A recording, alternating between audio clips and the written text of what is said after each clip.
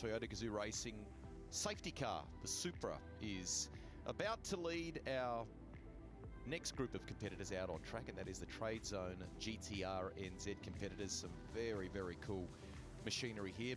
Magic day at Taupo. We had a little bit in the way of cloudy and overcast conditions around some of the mountains that border us here, but it's cleared for a beautiful afternoon of racing. GTRNZ competitors are about to come onto track. Don't forget, of course, a little later this afternoon, look at the fans that have come here, and we've got a nice mixture of them too, Andrew, don't we? From those that love their drifting to those that are, you know, sort of die-hard circuit racing fans too. Bringing them all together, and plenty to celebrate, plenty to watch this weekend. I'll tell you a quick funny story. Phone rang before in the office, so I picked it up. Good afternoon, Taupo International Motorsport Park, how can I help you? And it was someone asking about what time D1 was on this afternoon and when is it best to come and could they get tickets? And I said, of course you can. No come on, right down right now. You have a lovely afternoon. My telephone technique is still very good, Andrew. So now it's a future yet. Oh, I don't know about that. I would argue that's for sure. We're about to do a commentary change here. So Andrew will step out, go and get a bit of information in relation to the GTNZ Championship, and also as well just a bit of a debrief on what's happened in the 86s, and we'll then begin to focus on what's happening here for these competitors. Very cool class, this one. If you were with us for our coverage at Hampton Downs, you would know that these guys and girls, when they turn up at our various events for the Super Sprint Motorsport New Zealand Championship, have the most amazing array of cars. So much so, as we welcome Aman Sharma to commentary again with us today, you actually have to split them into two groups, classes 1 and 2, classes 3 and 4, effectively, don't you? So obviously the faster cars are in GT1 and GT2, and then you've got GT3 and 4, which is obviously the lower tier. Still fast, but obviously just a little bit slower. So this is 3 and 4, so you've got the little star cars, which our Aussie fans will probably know as Aussie racing cars, very similar. But yeah, 3 and 4 up on track at the moment. And I mean, you look back, I mean, here we go. I mean, the Nissan, unmistakable Datsun, if you want to call it, if you're old school. It's got a bit of a rally kind of flavour to it. Well, it's actually, how funny you should say that. It's actually an ex-rally car, so it's got a little bit of heritage in New Zealand. And that guy actually cruised for 2 cars in GT1, so he's like, I've got a car, may as well bring it along and join up, which is the beauty of the series. Let's have a look at the grid here and maybe pick out a couple of names to watch out for, and, you know, perhaps the wheels that are underneath them. Yeah, so you've got Jordan Wallace there in 7th. She's racing a little star car. She's doing pretty well, actually. She unfortunately stalled on the grid in the last session, so she's just working on her start, so hopefully that'll go well for her. All right, huge field here, and you'll be back with us a little bit later on as well, because that's correct. The classes 1 and 2, and man, the machines in 1 and 2, there are some absolute works of art, aren't there? Absolutely. You know, if you want to look at New Zealand automotive engineering, go look there. It's a good place to start. But for 3 and 4, the cool thing is that it's cost effective. Correct. A variety of things that people will be very, very familiar with, from Commodores to BMWs to Starlets, you name it. Yep, even a look at that Mark II Capri as well. Old NZ V8s are in here as well. Quite cool. So, okay, so the Supra sets off. We are about to go racing. We're scheduled for 8 laps for this one here. Here's one of those. Your eyes almost deceive you when you see those cars. They're almost, as you say, like Aussie racing cars, sort of spec in chassis length and size, aren't they? Exactly, Rusty. And you've even got that RX-7 out the front. That's Brian Gray. That car's had a lot of history in New Zealand motorsport as well. So great to see it still racing. I think that's the key thing about both divisions, if you like. When you wander through, there is some, you know, a number of cars that do have a real backstory, and that's fascinating, isn't it? Yeah, it's even cooler that a lot of cars here share amongst the paddock as well. Set to go racing. Revs build here. Brought to you by Trade Zone.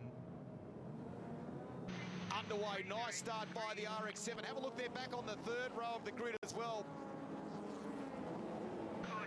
Elbows out. and wrestles the race lead. The 96, beautiful. Jamie Potts, who was one of the stars. We've got a drama here. Now, is there some sort of traction issue with that car? It's broken an axle, maybe. Oh, off! Car on the wall. Potts was leading for just a couple of corners. Now, what's happened there? He's come out of one by the looks of it. He might have been tagged, because if you look at the witness marks on the road as well, Rusty. Here we go. Let's have a look and see if this tells a bit of the story. So, Brian Gray. Now, in Brian's defence, was Jamie having some trouble trying to turn that car? He was maybe not enough temp in the front tyres, but looking like he was really trying to get that car to hook harder to the left. And in the process, the moment it did bite, I think they then made contact, but I'd need to see that replay again. Well, Potts also has a V8 under that, so it might have skipped sideways as he got on the gas. So, I'm just wondering whether it's game over for him here, and now safely kind of out of the way. Here we go. Oh, look at it. Yeah, okay. So bags of understeer, huge amount of poke, as you rightly point out, and it gets awkward off the exit and into the RX-7, doesn't it? Yeah, exactly. Fortunately, it hasn't caused a lot of damage, so hopefully he can get back out there, but we'll see what happens. GR Supra safety car is on circuit here at Taupo. So we'll just settle everything down once again. For people that would like to know a little bit more about the series, you can go online and find out some details, can't you? Yeah, correct. You can go onto the GTRNZ website. There's also our Facebook page as well. And the best thing about this class, I find personally, is anyone can build anything. You bring it in here and you get put into a group with cars that are relative speed.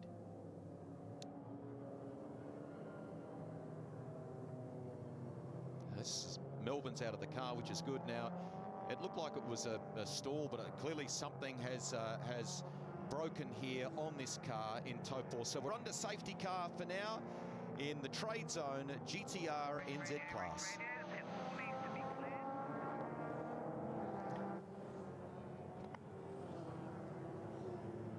So you've got to just settle everything down, but then gear yourself up to go again, don't you? Exactly. Basically. And obviously it condenses the field, as you know, so that's going to be all go, I think, when the safety car lights go out.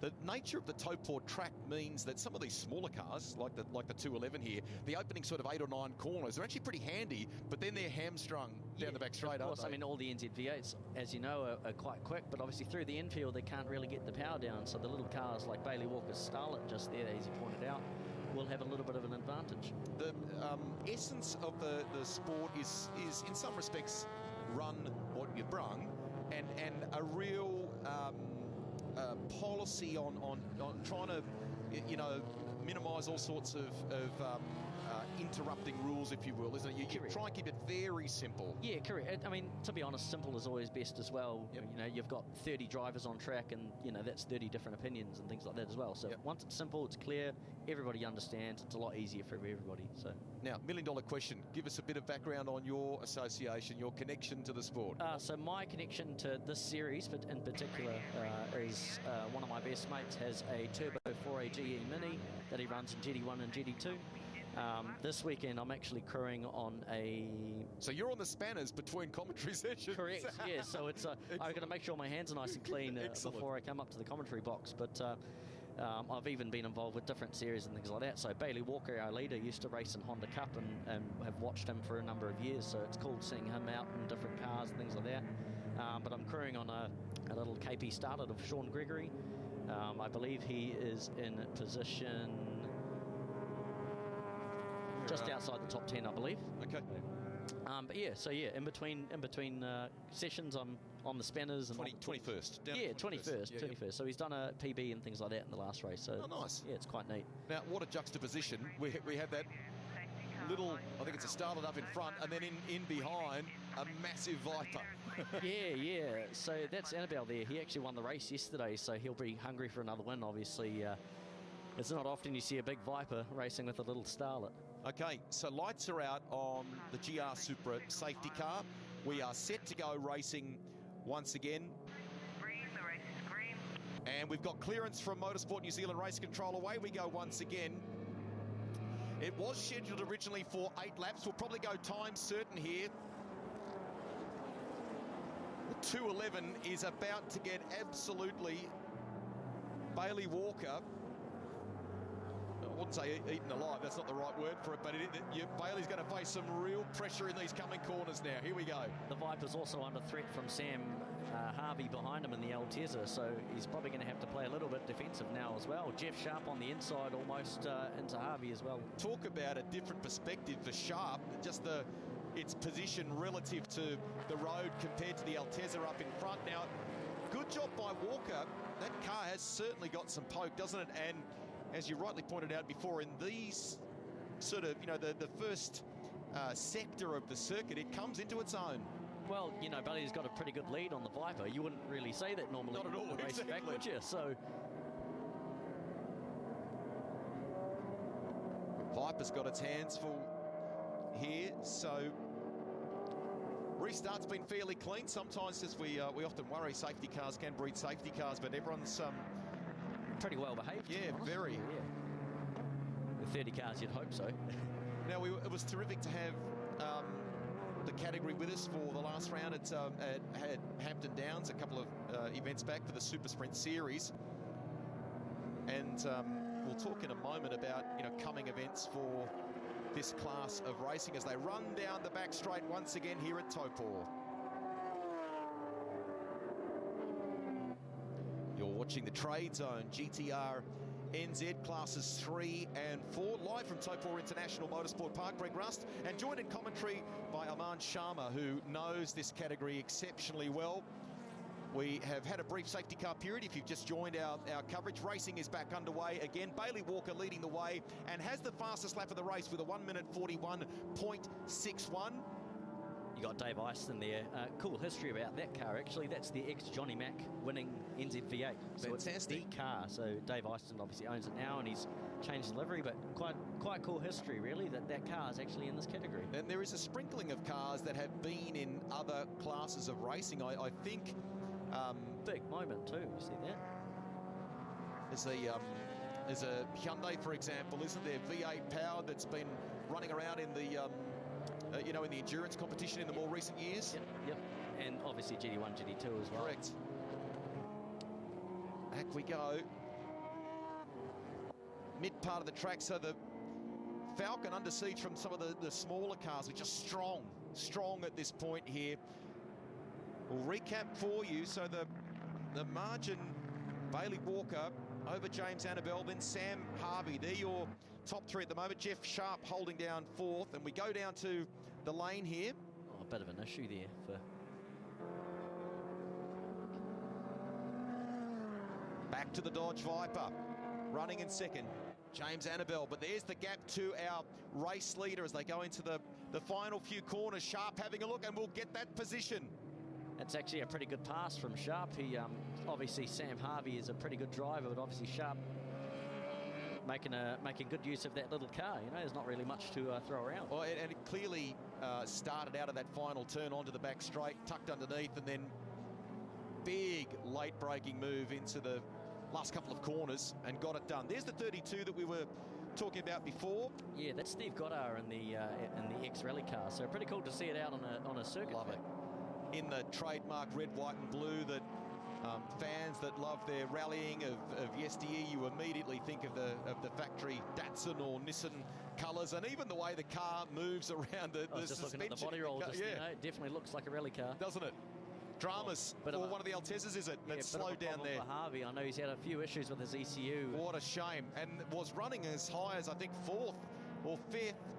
So pulls off to the grass there, and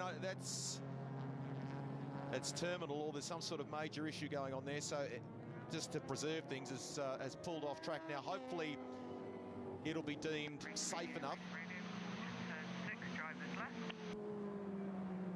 So they've made people aware of where the car is parked. Hopefully it's okay for us to keep racing here and to get this one done as our race leader heads down the back straight once again and continues to build that lead. Yeah, fairly big lead for Bailey Walker. That's actually got a little turbo on it as well, so it's probably half the reason why he's so far out the front. Motoring along slow. It's not slow. That's an incorrect number plate. Right, yeah. Looks like Harvey's got that car going again, which is quite good. Nice work. Maybe a little reset perhaps? He had to do that yesterday during a race as well, Okay. Rusty. So, yeah, it's actually happened before. Cool. So there you go. There's our little waiter. Gives you a sense of how far back second place is at the moment to James Annabelle in the mighty Dodge. Then Jeff Sharp, who sits now in third in car 123. It'll be interesting to see what sort of inroads Sharp can make here. The 18.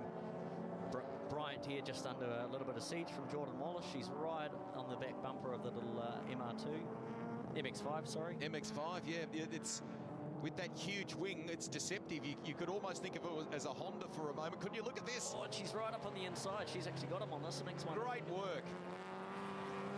Great driving from both people as well, for awareness and things like that as well, Rusty.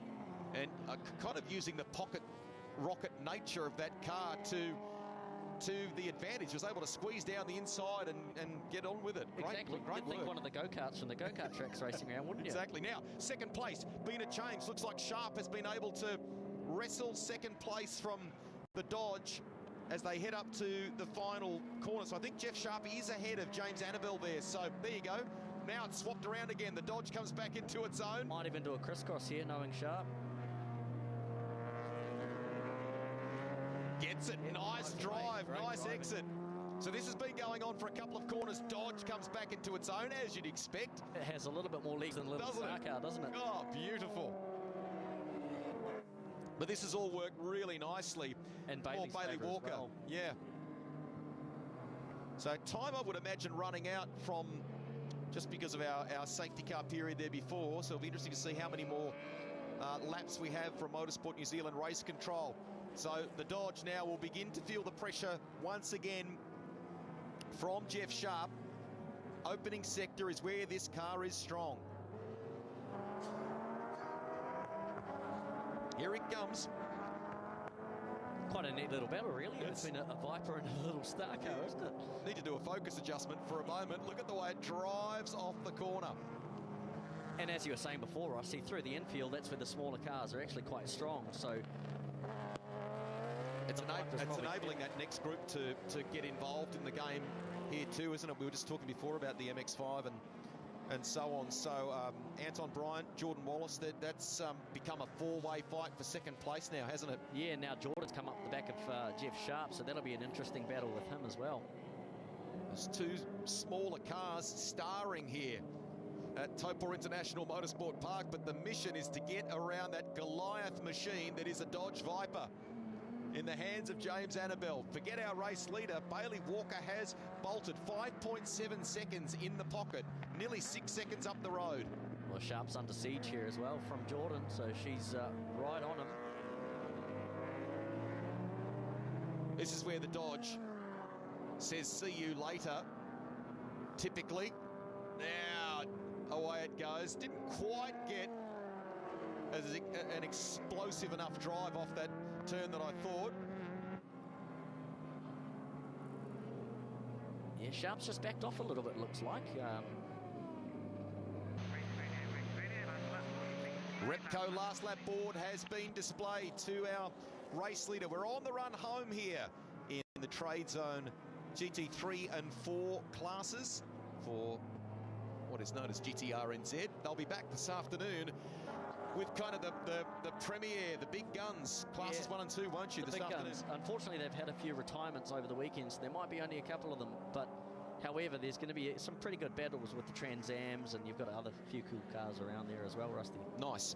So 92 keeps it mid-track and still makes it enormously hard for Sharp to find his way past. Incidentally, Sam Harvey in the 37, which has had some trouble, has the fastest lap of the race so far. Yeah, so he's obviously sorted out whatever issue he's had and gone and done the fastest laps. That's pretty good. Nice work. Bailey Walker. Look at that. You can see how far in front that car is now. That's a huge margin. And is that the kind of thing that is looked at post-race? What happens with you guys with this sort of thing? Because it is a run what you brung scenario, isn't it? Yeah, so I mean, obviously there's handicap races as well. So sometimes the handicap is adjusted and things like that, just relative to speed and things like that as well. So obviously just case-by-case basis. Case basis, yep. Change of position for third spot there as they came into the top turn. So the MX5 moves ahead. Here is your race leader, Bailey Walker, into the final couple of corners. He's had the car for a few years, so he'll be loving this win. Number plate says slow. It's been anything but, almost up on 3 wheels, on through the final turn, and greets the checkered flag for a convincing win to Bailey Walker.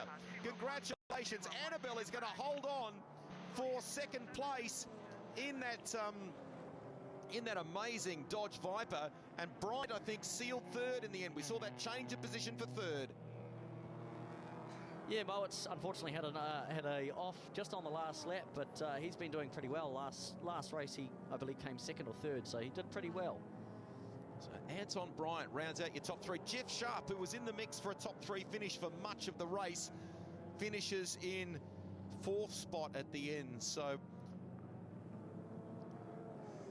a couple of things to unpack from that race in terms of those that may have had a few little issues in.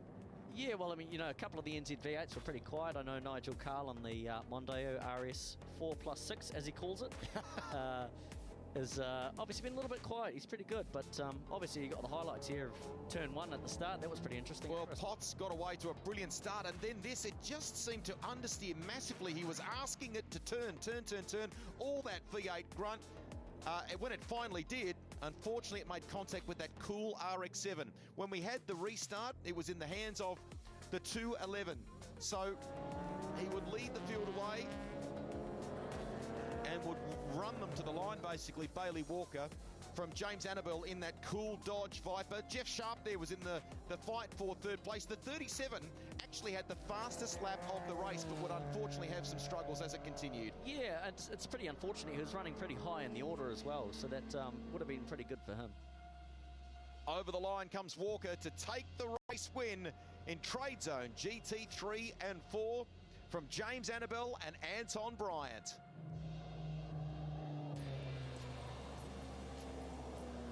We'll grab a commercial break in our coverage. Our thanks to Aman, and we'll see you a little later this afternoon for a bit more commentary. Action continues live here from Taupo International Motorsport Park in just a few moments.